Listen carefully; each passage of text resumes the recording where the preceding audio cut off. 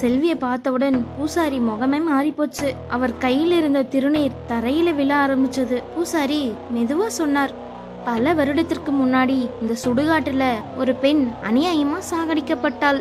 அவ ஆவி இன்னும் அமைதியா போகல. அவதான் இவள்.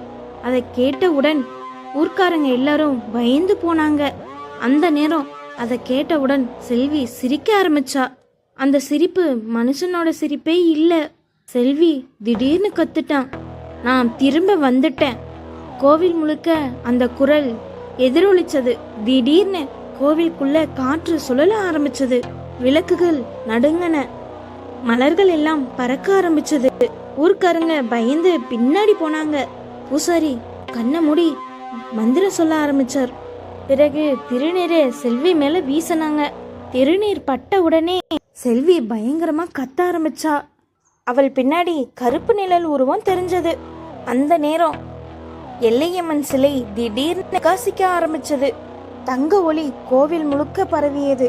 செல்வி உடம்புக்குள்ள இருந்த ஆவி மெல்ல வெளியே வர ஆரம்பிச்சது. சிவந்த கண்கள், வெள்ளை சேலை. அந்த உருவத்தை பார்த்தவுடன் எல்லாருமே அதிர்ச்சி ஆயிட்டாங்க.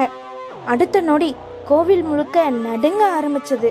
கற்கள் கீழே விழுந்தது. விளக்குகள் அணைய ஆரம்பிச்சது. ஆனா பூசாரி மட்டும் அசையல. எல்லையம்மன் சிலையிலிருந்து ஒரு சக்தி வாய்ந்த ஒளி. அந்த ஒளி நேரா பேய் மேல பாய்ந்தது. பேய எரிக்க ஆரம்பிச்சது.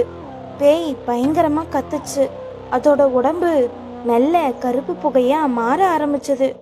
சில நொடியிலேயே அந்த ஆவி மறைய ஆரம்பிச்சது. முழுக்க மறைஞ்சு போச்சு. கொஞ்ச நேரத்துக்கு பிறகு செல்வி கண்கள் சாதாரணமா இருந்தது. மல்லிகா ஓடி வந்து அவளை கட்டி பிடிச்சா. ஆனா பூசாரி முகத்துல இன்னும் பயம் இருந்தது.